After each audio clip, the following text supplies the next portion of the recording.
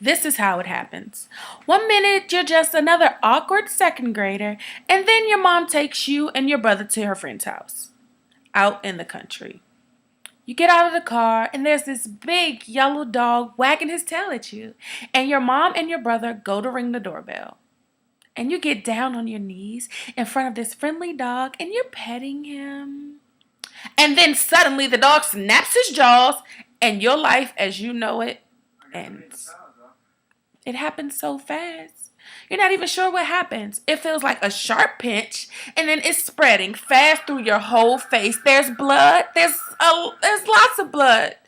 You yell for your mom. You run towards her. She turns, and when she sees you, she gasps in horror. And she covers your brother's eyes. And she screams to him, "Don't look!" That's how these things happen, I guess. Anyway, that's how it's happened to me.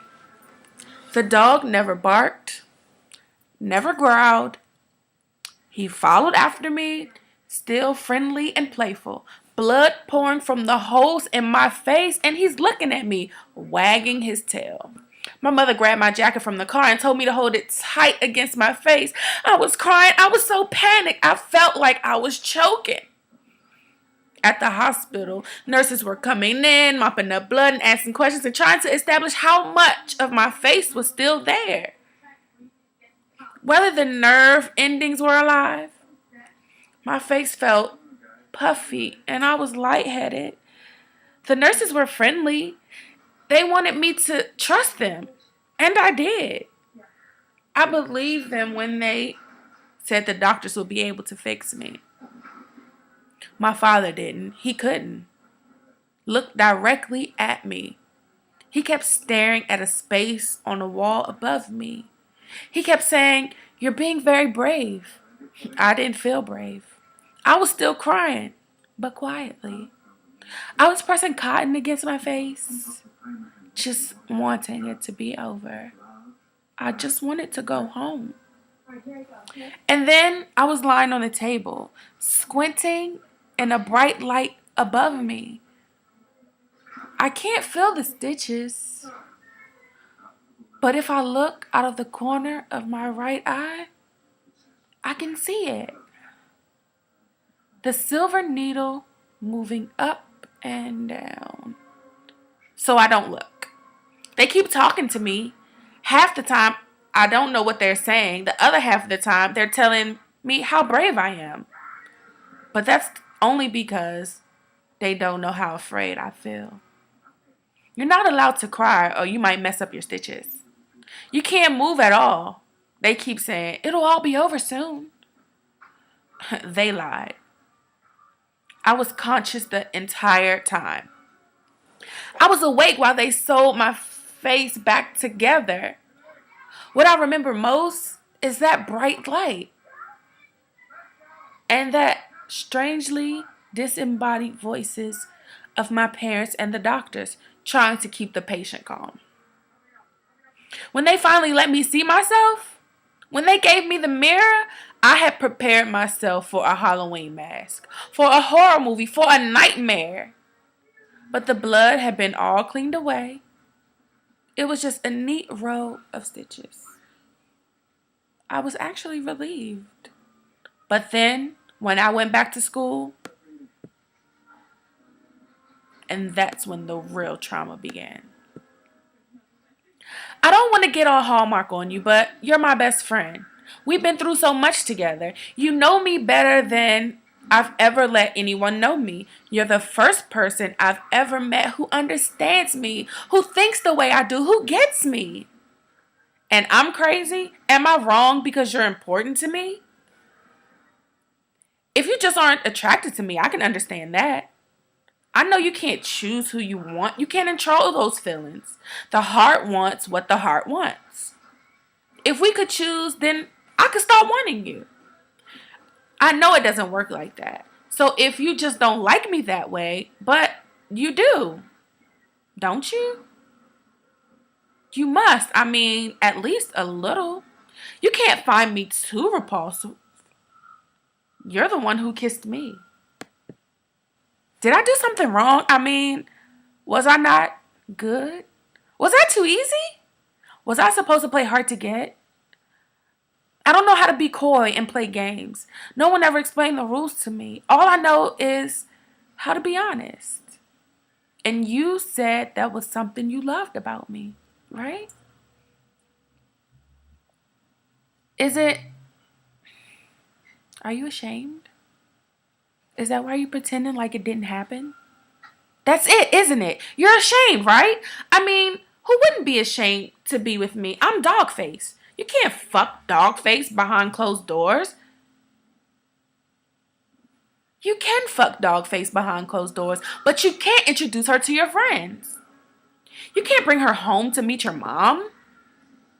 You said you're not ready. Is anyone ever ready for their life to change? How do you expect to learn anything?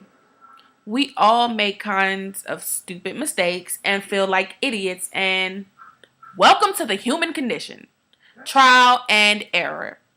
It's the only way to learn. No one's ever ready. You said you don't want to get serious.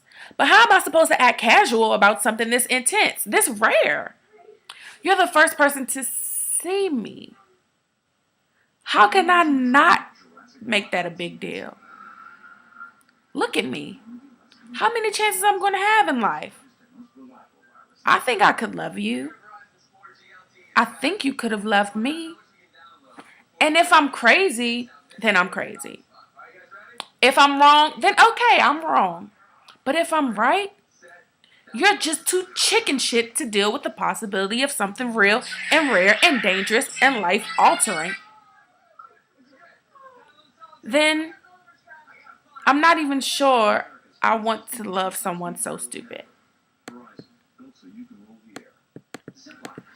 I think I finally understand why they say you lose your virginity. I always thought that was a dumb expression.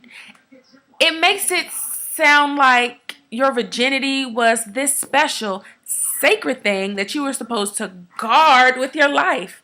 When to me, the fact that I never had sex was like a flashing neon sign saying, "Ugly loser hanging over my head." I was trying to lose it. Hell, for a couple of years there, I was trying to throw it at anyone that gave me a second look. But now, I mean, I do feel like I've lost something. Not my purity or innocence or anything like that. Dogmatic bullshit. I've lost the walls I built to protect myself from this feeling. This. I've lost the ability to distance myself from the rest of the lowly humans. My position to self-depreciating superiority that let me live without hope for all these years. I lost my isolation. I let you in, and I gave you the power to hurt me. See, I want to be a cat because most cats are very independent creatures. They can be domesticated, but for the most part, they don't really act like pets as much as like cage predators. They fend for themselves, and sometimes when they want you to give them a little affection, they crawl into your lap, they purr, they let you pet them and love them, and then after a little while, they get sick of you, they scratch you, they jump up, and then they run away. Cats are fierce. Cats get what they need from you, and then they just move on. I'm not a cat. I'm a dog. Dogs are not independent. Dogs love you pretty much unconditionally. They are so loyal. It defies all logic. Dogs need you, and they let you know that they need you. They need you to love them. They cry when you leave in the morning. They jump for joy when you come home at night. They always want your attention. They can't get enough of your love. I don't want to be a dog, but I am. I think I always will be.